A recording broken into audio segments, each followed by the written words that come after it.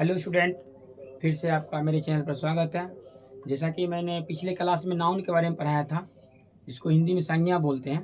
Class 10th का exam बहुत नज़दीक आने वाला है, मात्र 2 महीना आपके पास टाइम है पढ़ने के लिए।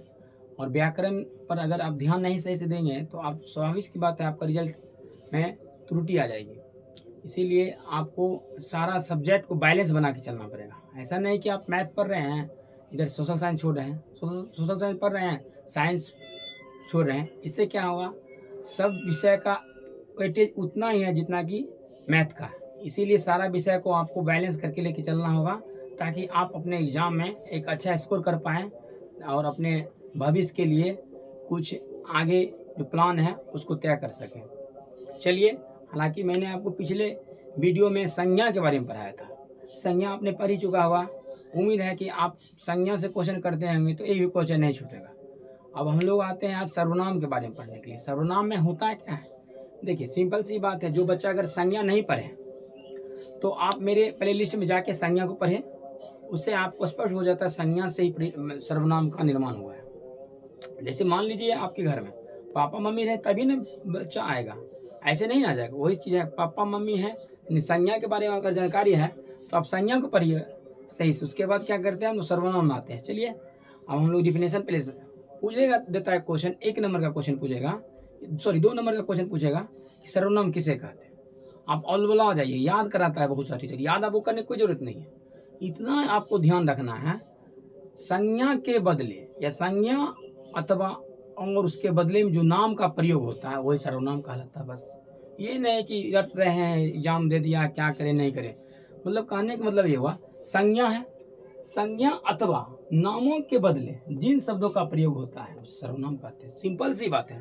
संज्ञा के स्थान पे मान लीजिए हमको कोई बुलाएगा, मेरे स्थान पर हम नहीं जाके मेरे अपने भाई को भेज देंगे, तो होगा क्या, हम संज्ञा है लेकिन मेरे स्थान पर जो मेरा भाई पहुंचा वो सर्वनाम हुआ। वही होता है सर्वनाम, बस। और कुछ है इसमें नहीं है, आपको दिमाग लगाना ही नहीं है, एक्स्ट्रा सोचना ही कुछ नहीं है। देखिए, संज्ञा अथवा नामों के बदले जिन शब्दों का प्रयोग होता है उसे सर्वनाम कहते हैं। हालांकि संज्ञा के बारे में एक लाइन थोड़ा सा बोल देते हैं। संज्ञा होता क्या है, संज्ञा का मतलब होता है जो दुनिया में जितना चीज है, आप जिसको देख रहे हैं या जिसको नहीं देख रहे हैं, फीलिंग कर रहे हैं, सब संज्ञा के अंतर्गत आता है। और कुछ करना ही नहीं, कुछ भी पूछेगा संज्ञा के अंतर्गत आता है, बस इतना ध्यान रखना है। लेकिन उसे वही संज्ञा का भेद पूछेगा तो उसका 5 भेद होता है, वो हालांकि मेरे वीडियो में जाकर आप देख लेंगे। अब देखिए, उदाहरण के लिए देखिए, जैसे कि मैं क्या हो गया, सर्वनाम हो गया। तुम भी सर्वनाम हो गया। आप भी सर्वनाम होंगे। अब एग्जाम्पल आपको एक छोटा सा लेकर दिखलाते हैं, आपको समझ में आ जाएगा कि कैसे समझेंगे संज्ञा और सर्वनाम में क्या अंतर है। मान लेते हैं कि राम एक लड़का है। यहाँ तक दिक्कत नहीं। यहाँ राम कौन सा नाम संज्ञा हुआ, राम यहाँ पर प्रोपर जिसको बोलते हैं व्यक्तिगत वाचक हो जाएगा। प्रोपर बोलो या व्यक्तिगत वाचक। राम एक लड़का है, वह क्या है, वह तेज है। ये वह जो आया है, मान लीजिए कि बार बार आप राम का चर्चा करने से अच्छा है उसकी जगह पर कोई चीज को वर्ड यूज करेंगे, वही सर्वनाम कहलाएगा। राम तो एक लड़का है ही, लेकिन वह क्या ना, राम ही है जो वह है, वो डिनोट करता है, वही सर्वनाम कहलाएगा। सिंपल सी बात है। आप एक और एग्जाम्पल आपको दिखलाते हैं, सोचना से। अभी देखिए, मेला का टाइम है। मेला क्या है, मेला भी एक संज्ञा है, जो कि कौन सा संज्ञा होगा, ये आपको हो जाएगा समूहवाचक। मेला का चर्चा बार बार ना करके हम क्या करेंगे, मेला, जैसे मेला में भीड़ होती है, ठीक, उसके जगह मेला की जगह पर लिख देंगे इसमें मतलब मेला में लोग एंजॉय करते हैं, आनंद लेते हैं। और इसमें जो हो गया वो क्या हो गया, सर्वनाम हो गया। सिंपल सी है एकदम, कोई आपको सोचना नहीं, समझना है। जो संज्ञा के बदले में आएगा, थोड़ा देर के लिए एक और एग्जाम्पल हम ले लेते हैं। मान लीजिए कलम लाल है, ये तो कोई दिक्कत नहीं, कलम तो आपको संज्ञा हो गया।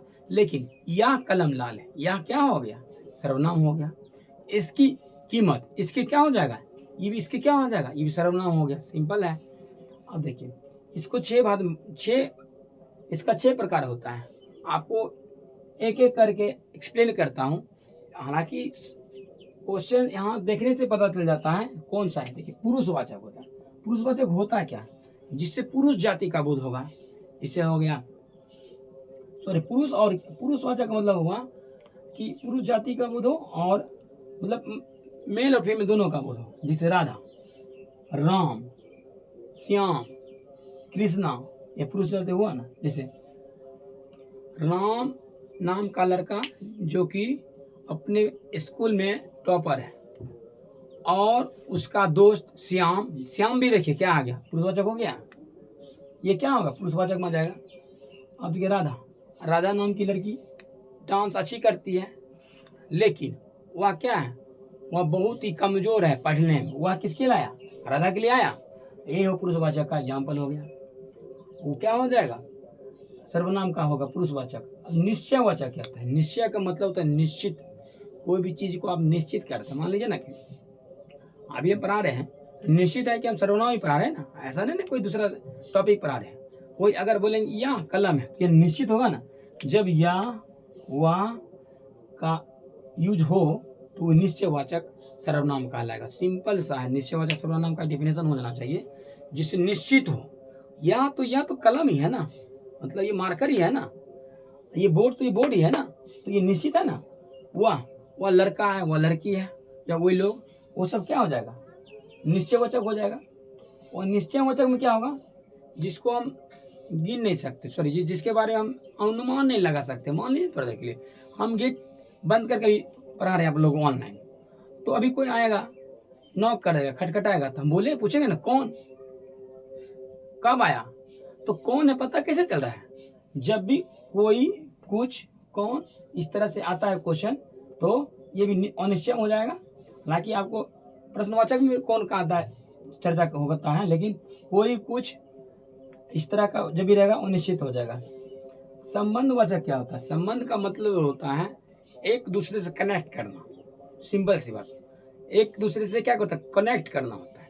मान लीजिए एक लड़का है, खेल रहा है मैदान में, जो श्याम का भाई है। ऐसा क्वेश्चन दे देगा आपको, एक लड़का है मैदान में खेल रहा है, जो किसका भाई है, श्याम का। पूछ देगा जो क्या है, संबंधवाचक बतला देंगे आप एक बार में। इसी तरह सो का भी यूज करने के लिए दे देगा आपको। संबंधवाचक में कोई दिक्कत नहीं होना चाहिए। अब देखो निजवाचक का मतलब होता है क्या, निज का मतलब होता है खुद का, कोई अपना काम, कोई अपना चीज होता है, निजवाचक कहलाता है। ये स्वयं करना चाहते हैं, या फिर अपना हो गया, हमारा हो गया, ये सब क्या होगा, निज में आ जाएगा। जैसे मैं एक स्टूडेंट हूँ, या मैं एक विद्यार्थी हूँ, ये क्या हो जाएगा, निजवाचक में आ जाएगा। निजवाचक का मतलब समझे, निजवाचक यही होता है।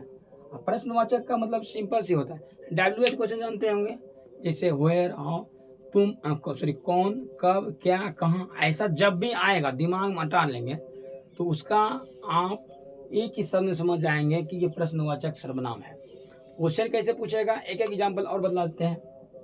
आपको डायरेक्ट नहीं पूछेगा, एक सेंटेंस दे देती है एग्जाम बोर्ड, और बोर्ड कहती है कि बतलाओ, तुम पढ़ा है तो बतलाओ कि ये किस में आएगा, अनिश्चित में आएगा। अब मान लीजिए ऑप्शन दे देगा, राम एक लड़का है जो बहुत मेहनती है। जो बोलेगा जो कौन साथी में आता है, किसके भेद में आता है, संबंधवाचक में आ जाएगा। यही है, और कुछ थोड़े इसमें। अब देखो, अब देगा कि वह जो लड़का या वह जो विद्यार्थी खेल रहा है वह मेरा विद्यार्थी है। वह बोलेगा कौन सा है, वह निश्चयवाचक हो जाएगा।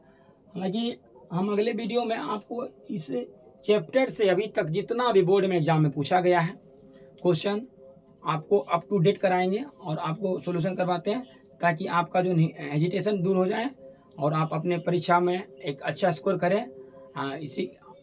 इसी के लिए हम आपसे रिक्वेस्ट करते हैं कि आप हमारे चैनल को हमेशा सपोर्ट करें, और ताकि हमारा चैनल क्या हो, ग्रोथ करे और आपका सेवा दे पाए। Thank you.